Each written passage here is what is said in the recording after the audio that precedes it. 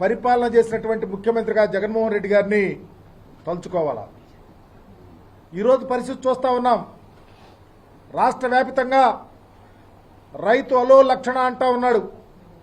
ఏ పంట వేసినా ఆ పంట గిట్టుబాటు ధర లేదు, పండిన పంటను కొనే పరిస్థితి లేదు. నిన్నటిదాకా వరి చూసాం, ఈరోజు మిర్చి, ప్రత్తి, అలాగే పొగాకు, మినుము, పెసర, టమాటో అన్ని పంటలు మద్దతు ధర లేక, కొనేవాళ్ళు లేక రైతులు విలవిల్లాడిపోతా ఉన్నారు. దళారీలు రాజ్యమేళ్తా ఉంది. చంద్రబాబు నాయుడు గారు ముఖ్యమంత్రిగా ఉండి ఏం జరుగుతూ ఉంది రాష్ట్రంలో, రైతు ఏ విధంగా బాధపడతా ఉన్నాడు, వ్యవసాయం దండగానే ఆలోచనతో ఉన్నటువంటి వ్యక్తిగా మరలా నిరూపించబడతా ఉన్నాడు. ఈరోజైతే మా ప్రీతమ నాయకులు జగన్మోహన్ రెడ్డి గారు గుంటూరు మిర్చి యార్డుకు వచ్చారు. రైతులను ఆదుకోవాలని, రైతు కష్టాల్లో ఉన్నారు, వాళ్ళ వ్యతల్లో ఉన్నారు, వాళ్ళ బాధల్లో ఉన్నారు, వాళ్ళని ఆదుకొని ప్రభుత్వానికి ఇక్కడైనా కళ్ళు తెరిచే విధంగా ఉండే విధంగా చూడాలని ఆలోచనతో వస్తే రైతులు వాళ్ళ బాధ గోడు వెళ్ళగక్కుతా ఉంటే కళ్ళంటే నీళ్లు వచ్చినాయి.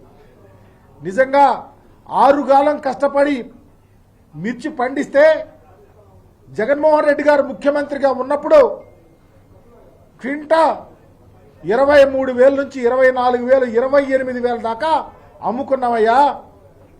ఈరోజు 10, 12, 13,000కు అమ్మే పరిస్థితి వస్తుంది.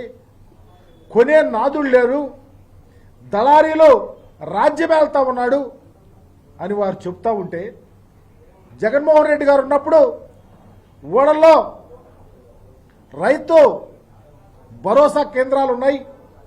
ఈ క్రాప్ చేయించేవాళ్ళు ఏ పంట ఎంత వేశారు, ఎంత నమోదు చేశారు, ఎంత పండింది, ఎంత దిగుబడి వచ్చింది, ఏ విధంగా కొనాలి, రైతులు ఏ విధంగా ఆదుకోవాలని ఒక కాన్సన్ట్రేటివ్గా పరిపాలన జరిగింది. మేము చాలా ధైర్యంగా గుండె మీద చేసుకొని హాయిగా బ్రతికేమని చెప్పినటువంటి పరిస్థితి ఈరోజు చూసాం. కానీ చంద్రబాబు నాయుడు గారు ఈరోజు ఆ ప్రభుత్వంలో కానీ ఆ మంత్రులు కానీ వ్యవసాయం చేసే రైతు యొక్క విలువలు ఎక్కడా వాళ్ళకి కనిపిస్తలా.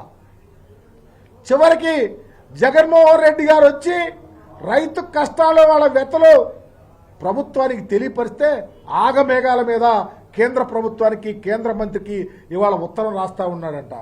మీ బ్రతుకంతా ఇట్లాగే జగన్మోహన్ రెడ్డి గారిదిగో ఇది జరుగుతూ ఉంది, తప్పు జరుగుతూ ఉంది, ఇది చెయ్యండి అంటే అప్పుడు మీరు మేల్కొల్పుతారు, అప్పుడు మీరు నిద్రలేస్తారు. ఎంత అన్యాయం అని అడుగుతా ఉన్నాం. అందుకనే మా నాయకుడు చెప్పినటువంటి విధంగా ఈ రాష్ట్రంలో రైతు సంక్షేమం విరాజిల్లాలా, పార్టీలకు అతీతంగా రైతులు బాగుండాలా, ఏ పంట వేసినా ఆ పంటకు మద్దతు ధర ఇవ్వాలా. మేము ప్రవేశపెట్టినటువంటి కార్యక్రమాలు రైతు భరోసా కానీ, ఈ క్రాప్ చేయటం కానీ, రైతుకు లైసెన్స్కి సంబంధించి కానీ అన్ని విషయాలలో పునరాలోచించి ఇన్కార్పొరేట్ చేసి రైతులను ఆదుకోవాలని డిమాండ్ చేస్తూ ఉన్నాం. ఎంత దారుణం అంటే, ప్రతిపక్ష నాయకుడు వస్తూ ఉంటే ఒక్క పోలీసు కూడా లేడంటే మీ పరిపాలన ఎంత దారుణంగా ఉందో, జగన్మోహన్ రెడ్డి గారి మీద ఎంత కుట్ర కక్ష సాధింపు చేస్తామని అర్థమవుతా ఉంది. నేను అడుగుతా ఉన్నా చంద్రబాబు నాయుడు గారిని, మీరు పోలీసులు లేకుండా చేస్తారేమో. మేమున్నాం, మాజీ మంత్రులుగా, మాజీ శాసనసభ్యులుగా, ఎమ్మెల్సీలుగా, నాయకులుగా మా నాయకుడిని రక్షించుకోవటానికి ఎక్కడ వెనుకాడమో, మా ప్రాణాలైనా లెక్క చేయకుండా మా నాయకుడిని కాపాడుకుంటాం, వాలంటీర్లు అవుతాం, కార్యకర్తలను కలుపుకుంటాం, మేమే ప్రొటెక్షన్గా ఉంటాం. మీరు అనుకున్నారే ఈరోజు ప్రొటెక్షన్ లేకపోతే కేసులు పెడతాం, మీటింగ్ జరిగితే కేసులు పెడతాం, లేకపోతే పోలీసులు లేకపోతే మీటింగ్ జరగదనుకున్నారు. ఇలాంటివి ఎప్పుడు చేసినా మీ కుట్రలు, మీ కుతంత్రాలు లెక్క చేయకుండా మా నాయకుడిని కాపాడుకొని ఈ రాష్ట్రంలో మరలా వైఎస్ఆర్ కాంగ్రెస్ పార్టీని అధికారంలో తీసుకొచ్చుకోవటానికి, రైతు సంక్షేమానికి పెద్దపీట వేస్తాకి, ప్రజా సంక్షేమాన్ని భుజాన వేసుకోవటానికి, మీ కుట్రలు కుతంత్రాలు ప్రజలకు తెలియచేయటానికి జగన్మోహన్ రెడ్డి గారి నేతృత్వంలో ప్రతి ఒక్కరు మీ కంకణబద్దులుగా పనిచేస్తామని మీ ద్వారా తెలియపరుస్తా ఉన్నాం.